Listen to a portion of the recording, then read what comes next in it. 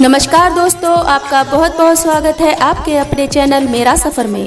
बड़ों को चरण स्पर्श, छोटों को प्यार और बराबर वालों को स्नेह भरा नमस्कार करती हूँ। दोस्तों, आज मैं आपको नाग पंचमी की कथा सुनाने वाली हूँ। बड़े ही पुराने समय की बात है।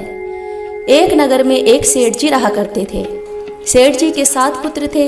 7 का विवाह हो चुका था। सबसे छोटे पुत्र की पत्नी श्रेष्ठ चरित्र और सुशील थी, परंतु उसके कोई भाई नहीं था। एक दिन बड़ी बहू ने घर लीपने को पीली मिट्टी लाने के लिए सभी बहुओं को साथ चलने के लिए कहा, तो सभी धलिया और खुरपी लेकर मिट्टी खोदने लगी। तभी वहां एक सर्प निकला, जिसे बड़ी बहू खुरपी से मारने लगी। यह देखकर छोटी बहू ने उसे रोकते हुए कहा, भाभी मत मारो इसे, बेचारा निरपराध है, इसे मारकर आपको क्या मिलेगा, छोड़ दो इसे। यह सुनकर बड़ी बहू ने उसे नहीं मारा। तब सर्प एक और जा बैठा। तब छोटी बहू ने उससे कहा, हम सब अभी लौट कर आती हैं, तुम यहाँ से मत जाना। यह कहकर वह सबके साथ मिट्टी लेकर घर चली गई और वहाँ काम काज में फंसकर सांप से जो वादा किया था उसे भूल गई। दूसरे दिन उसे वह बात याद आई, तो वह सबको साथ लेकर पहुंची और सांप को उस स्थान पर बैठा देखकर बोली, सांप भाई जी राम राम। सांप ने कहा, तू मुझे भाई जी कह चुकी है, इसलिए तुझे छोड़ देता हूँ, नहीं तो झूठी बात कहने के कारण अभी मैं तुझे डस लेता। वह बोली, भाई जी मुझसे भूल हो गई, उसकी क्षमा मांगती हूँ। तब सर्प बोला, अच्छा तू आज से मेरी बहन है और मैं तेरा भाई हुआ, तुझे जो मांगना है मांग ले। वह बोली, भाई जी मेरा कोई नहीं है, अच्छा हुआ जो आप मेरे भाई बन गए। कुछ दिन व्यतीत होने पर वही सर्प मनुष्य का रूप रखकर उसके घर आया और बोला कि मेरी बहन को भेज दो। सबने कहा कि इसके तो कोई भाई नहीं था। वह बोला, मैं दूर रिश्ते में इसका भाई लगता हूँ, बचपन में ही बाहर चला गया था, अब आया हूँ। उसके विश्वास दिलाने पर घर के लोगों ने छोटी बहू को उसके साथ भेज दिया। उसने मार्ग में बताया कि मैं वही सर्प हूँ, इसलिए तू डरना मत। जहाँ चलने में कठिनाई हो वहाँ मेरी पूंछ पकड़ लेना।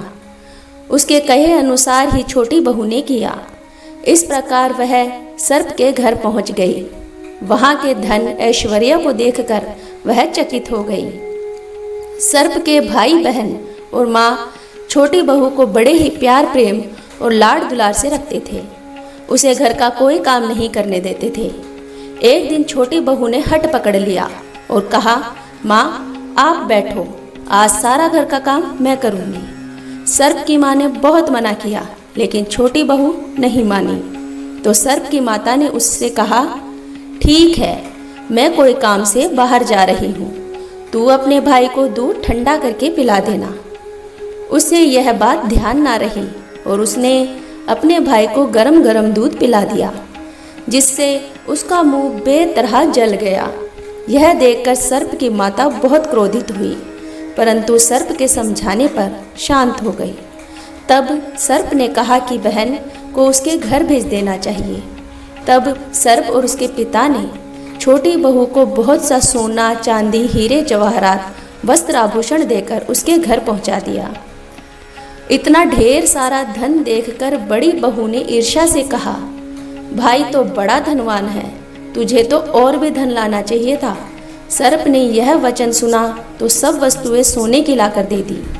यह देखकर बड़ी बहू ने कहा, इन्हें झाड़ने की झाड़ू भी तो सोने की होनी चाहिए। सर्प ने छोटी बहू को हीरे मोतियों का एक अद्भुत हार दिया था।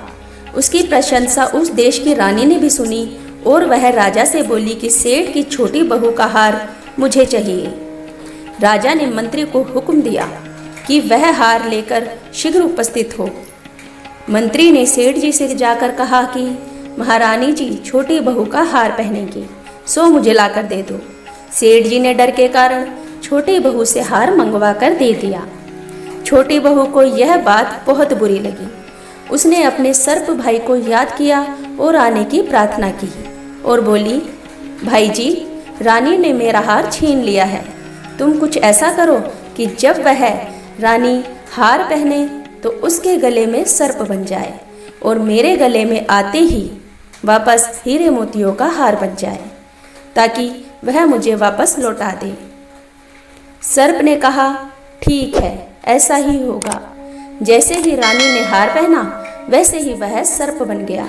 यह देखकर रानी चिल्ला पड़ी और रोने लगी। यह देखकर राजा ने सेठ के पास खबर भेजी कि छोटी बहू को तुरंत भेजो। सेठ जी डर गए और राजा ना जाने क्या करेगा। वे स्वयं छोटी बहू को साथ लेकर उपस्थित हुए। राजा ने छोटी बहू से पूछा, क्यों रे, तूने क्या जादू टोना किया है? मैं तुझे दंड दूंगा। छोटी बहू बोली, राजन क्षमा कीजिए, यह हार ऐसा ही है।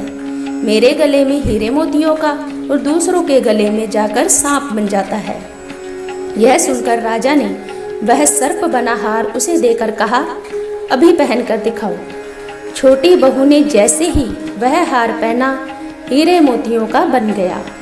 यह देखकर राजा को उसकी बात का विश्वास हो गया और उसने प्रसन्न होकर उसे बहुत सी मुद्राएं और पुरस्कार भी भेंट दिए।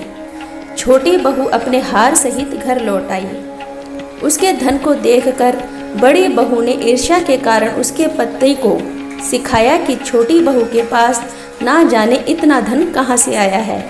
यह सुनकर उसके पति ने अपनी पत्नी को बुलाकर कहा, ठीक ठीक बता कि यह धन तुझे कौन देता है। तब वह सर्प को याद करने लगी। तब उसी समय सर्प ने प्रकट होकर कहा, यदि मेरी धर्म बहन के आचरण पर कोई संदेह प्रकट करेगा तो मैं उसे खा जाऊंगा। यह सुनकर छोटी बहू का पति बहुत प्रसन्न हुआ और उसने सर्प देवता का बड़ा सत्कार किया। उसी दिन से नाग पंचमी का त्योहार मनाया जाता है और स्त्रियां सर्प को अपना भाई मानकर उसकी पूजा करती है। हे नाग देवता, जैसे आपने छोटी बहू के सभी कार्य सिद्ध किए वैसे सभी के करना। कहानी कहने वाले, सुनने वाले, हुंकार भरने वाले सभी की मनोकामना पूरी करना। जय हो नाग देवता। सो फ्रेंड्स, आपको आज की कहानी कैसी लगी प्लीज़ कमेंट करके अपनी राय अवश्य दीजिए। चैनल पर नए हैं तो प्लीज़ चैनल को सब्सक्राइब कीजिए, बेल आइकन को प्रेस कीजिए जिससे आपको हमारी आने वाली वीडियो की नोटिफिकेशन सबसे पहले मिल सके। ऐसी ही कथा कहानियाँ सुनने के लिए चैनल के साथ बने रहिए। मिलते हैं नेक्स्ट वीडियो में, तब तक के लिए धन्यवाद।